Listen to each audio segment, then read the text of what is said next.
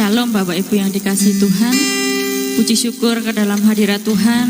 Kalau kita boleh bersama-sama kembali untuk menikmati hadirat Tuhan. Mari kita bersama-sama untuk memuji, memuliakan Allah kita. Mari kita datang dalam hadirat Tuhan. Segala puji syukur Tuhan kami naikkan ke dalam tahta-Mu yang kudus. Terima kasih ya Bapa. Terima kasih ya Yesus. Oh Allah yang sungguh baik dalam kehidupan kami. Kalau kami boleh ada sebagaimana kami ada saat ini Tuhan, semuanya itu karena kasih dan anugerah-Mu. Terima kasih Bapa, terima kasih Yesus.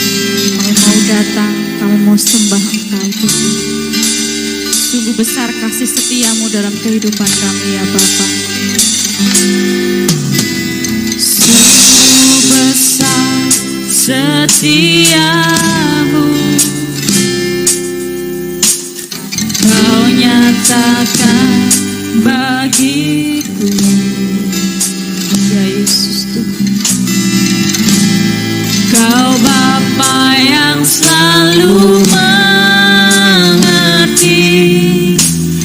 isi hatiku. Amin Tuhan. Kemuliaan-Mu Kau berserah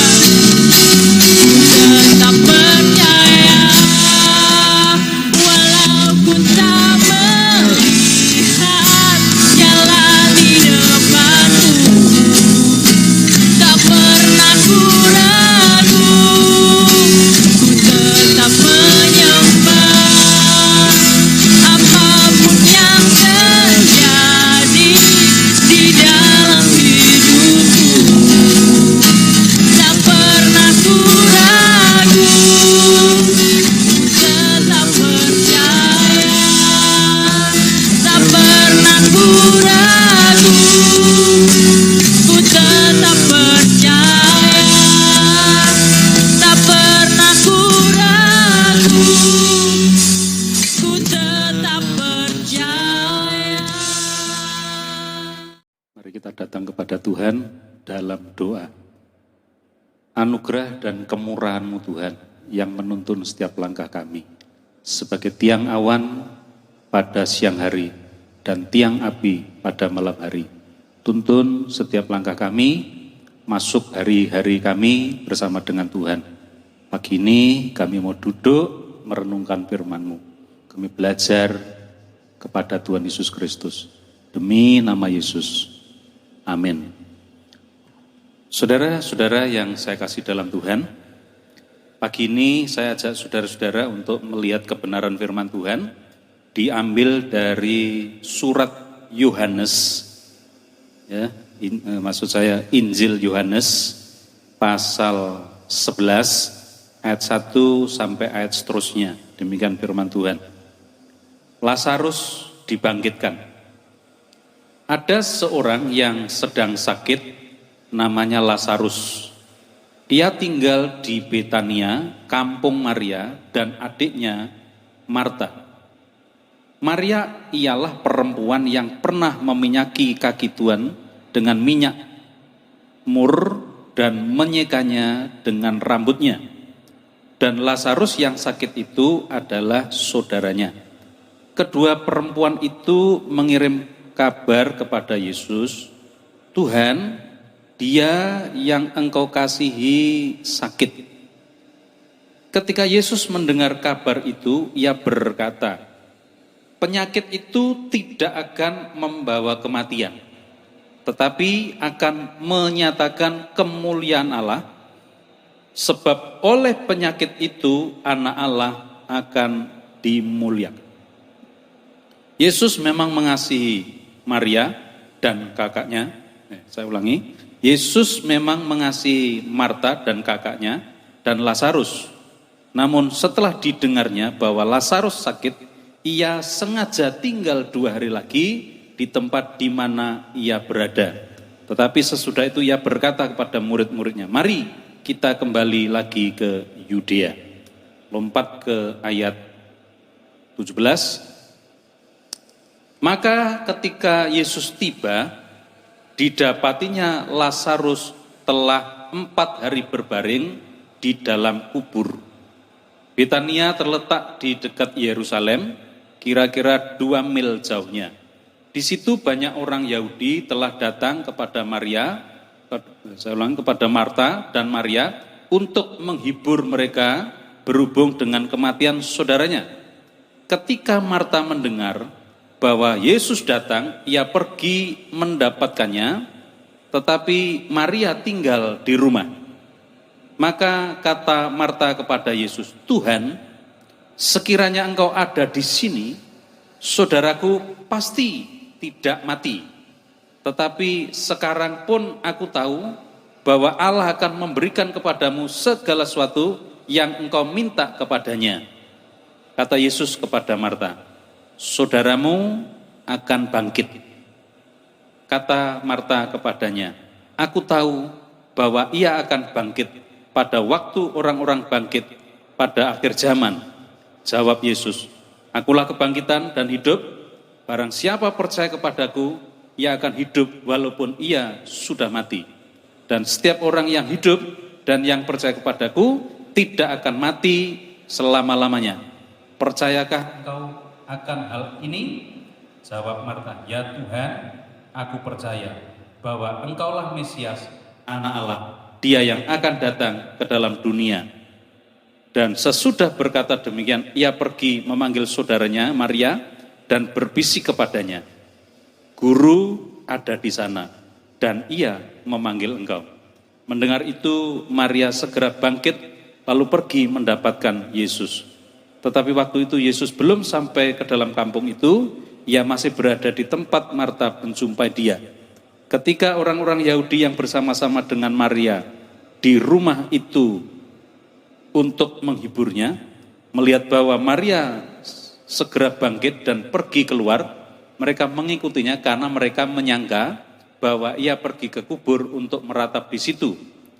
Setibanya Maria di tempat Yesus berada dan melihat dia, tersungkurlah ia di kakinya dan berkata kepadanya, Tuhan, sekiranya engkau ada di sini, saudaraku pasti tidak mati. Ketika Yesus melihat Maria menangis, dan juga orang-orang Yahudi yang datang bersama-sama dia, maka masgullah hatinya. Ia sangat terharu dan berkata, "Di manakah dia kamu baringkan?" Jawab mereka, "Tuhan, marilah dan lihatlah." Maka menangislah Yesus. Kata orang-orang Yahudi, "Lihat betapa kasihnya kepadanya." Tetapi beberapa orang di antara mereka berkata, "Ia yang memelekkan mata orang buta, tidak sanggupkah ia bertindak sehingga orang ini tidak mati?" Maka masgullah pula hati Yesus. Lalu ia pergi ke kubur itu. Kubur itu adalah sebuah gua yang ditutupi dengan batu. Kata Yesus, "Angkat batu itu." Marta, saudara orang yang meninggal itu, berkata kepadanya, "Tuhan, ia sudah berbau, sebab sudah 4 hari ia mati." Jawab Yesus, "Bukankah sudah kukatakan kepadamu, jika engkau percaya akan melihat kemuliaan Allah?" Maka mereka mengangkat batu itu, lalu Yesus menengadah dan berkata, "Bapa, aku mengucap syukur kepadamu karena engkau telah mendengarkan aku. Aku tahu bahwa engkau telah mendengarkan aku, tetapi oleh karena orang banyak yang berdiri di sini mengelilingi aku mengatakannya supaya mereka percaya bahwa engkaulah yang telah mengutus aku." Dan sesudah berkata demikian, berserulah ia dengan keras, "Lazarus, marilah keluar." Orang yang telah mati itu datang keluar, kaki dan tangannya masih terikat dengan kain kafan, dan mukanya tertutup dengan kain puluh. Kata Yesus kepada mereka, "Bukalah kain-kain itu dan biarkan ia pergi." Saudara-saudara yang saya kasih dalam Tuhan, ketika Lazarus ini sakit, seluruh keluarganya melakukan daya upaya bagaimana supaya Lazarus itu dapat disembuhkan. Nah, salah satu yang mereka kerjakan, mereka mengutus orang datang kepada Yesus. Mereka mengirim pesan kepada Yesus.